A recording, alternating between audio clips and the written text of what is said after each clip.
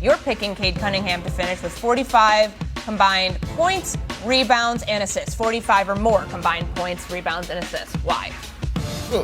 Why not? Have you seen Cade over the last 4 games and what he's been doing? And look, he's going to have a better shooting night tonight because we know he's a student of the game. He's going to make adjustments, and he's going to continue to get to the paint. The role players are going to make shots, so he's going to have the assists, and he's an underrated rebounding guard that doesn't get enough credit. He's going to get that easily.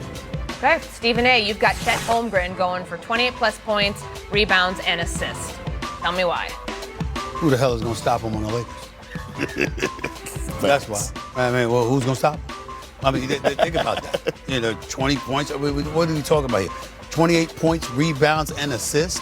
Who is going to stop him? The Lakers have no one on their front court to do anything with Chet Holmgren. That's why. Okay. And I will be taking Shai Gilgeous-Alexander 30 or more points. And I know he had his worst outing of the year, worst outing in a couple years. Last time he played in Game 1, scored 18. You take a look at what he did against the Suns, 3 games where he scored more than 31. I think he bounces back pretty nicely here in Game 2. So as for the series here, Game 1, as I just said, SGA was held under 20 points, and Oklahoma City still won by 18. So Stephen A., who's beating the Thunder when they bring their A game? I don't think anybody. I mean, I know there's people that think the San Antonio Spurs to my left, but I don't believe anybody is beating Oklahoma City if Oklahoma City brings its A game. Now, understand what its A game means. Its A game means not just them being efficient, not just SGA being great, but also J-Dub being back in that lineup. Because I will say this about both Minnesota and San Antonio. I think their chances of beating Oklahoma City elevate exponentially if J-Dub is not available in the conference finals. They need him in order to repeat as champions, in my estimation. They need Jalen Williams. They don't need him to beat the Lakers. Hell, shoot. I mean, the way the Lakers looked against them in Game 1, you could damn near sit SGA out with J-Dub, and they still find a way to beat the Lakers. That's how I feel about them. But, I mean, I just think that they're head and shoulders above the Lakers. But with SGA being there, it's not going to be a contest. It comes down to J-Dub being in that lineup. I think San Antonio and Minnesota would have a strong chance of taking out Oklahoma City without J-Dub. Bert, how do you see it? Well, I'm a little disappointed again in you this morning because with J-Dub being out, the Thunder are very vulnerable. I believe that the San Antonio Spurs have a shot if they make it to the conference finals. I believe the Minnesota Timberwolves have a legit shot at beating them. And I also think that the New York Knicks. That's the finals. Okay, but what I'm saying is that can anybody beat OKC? Anybody. That means East and West. Well, I wasn't thinking about the East because I'm like, you're not getting to the finals without J-Dub. Well, listen, this is what I'm trying to explain to you is this.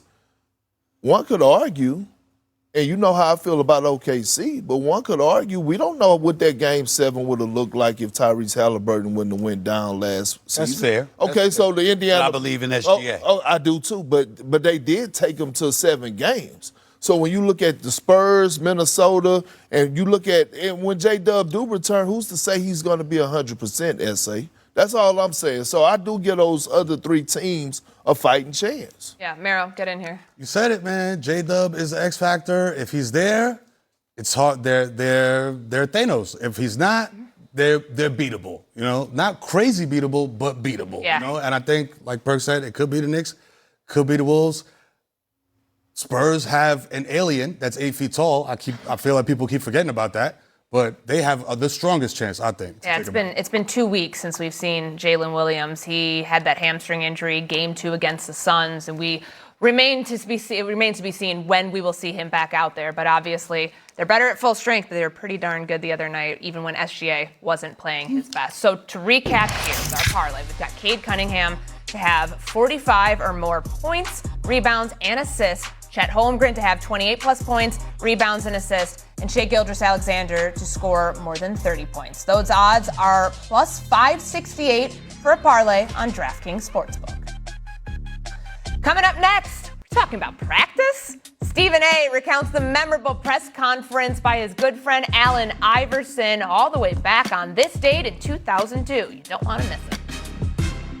Superstar The Miz joining us in studio. Now we're going to get to your much anticipated tag team match at Backlash in just a moment. That's a bad blazer right there. That's a bad blazer right there. I know how to dress up. I got to give it to you, bro. You kidding me? See, I got to give it to you, bro. The Kid Mero didn't get the memo this morning, but The Miz did. He came out in style. I'm going to wear a hoodie and some chains? No, I'm coming proper. So we're going to get to your match, your matchup at Backlash in just a minute, but I have a tweet that I need to pull up here. Something you said after Game 7 against the Raptors, your Cavs beat them in the first round.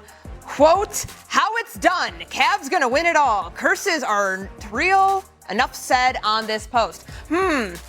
You and I were just having a conversation off air. We're just meeting each other for the first time, and I don't know if you will like me much when I bring this up. James Harden, Yeah.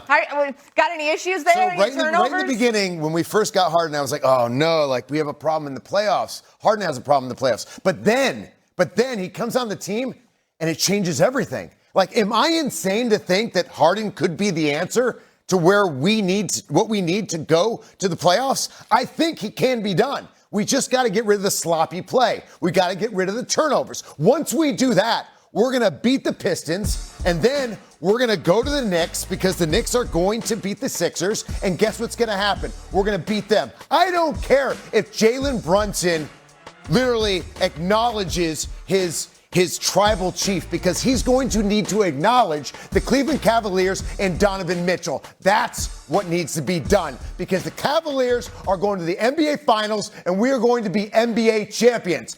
Thank you. Okay, you can dream. I mean, dreams are important. I think it's good for the spirit, to have a positive attitude before reality smacks us all in the face.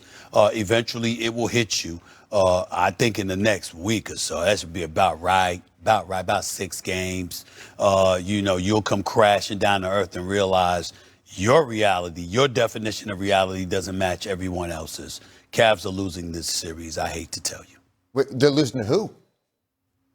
The Detroit Pistons. You think they're losing to the Detroit? We're not losing to the Detroit Pistons. I don't know. They're a 1 seed, man. Kind of look like it now, too. Guys, we were a 1 seed last year, and no one saw the Pacers coming in and beating us. Miz. So this is what's going to happen. You can miz all you want to me. We are beating the Pistons, and then we are beating the Knicks. There's nothing that you can say. Is he leaving now? He just goes out, leave. Bye-bye. Because the fact is, to get to talking about wrestling. The basketball stuff ain't going to work for you, man. It's not going to work for you, man. It's not going to work for you. I'm just telling you. I'm just looking out for you. I like you. I'm looking out for you. I don't want you being delusional, okay? Let's get to the WWE, because basketball and the NBA and what you saying clearly ain't your thing. You'll find it out in a week. It'll be official. It'll be official in a week. It'll be official in a week for you. It's not a week. Okay, let's get to the wrestling. Stephen A. said it. So your Backlash opponent, Danhausen, he was with us at WrestleMania. He cursed the Knicks, much to Stephen A.'s disgust and a lot of other Knicks fans.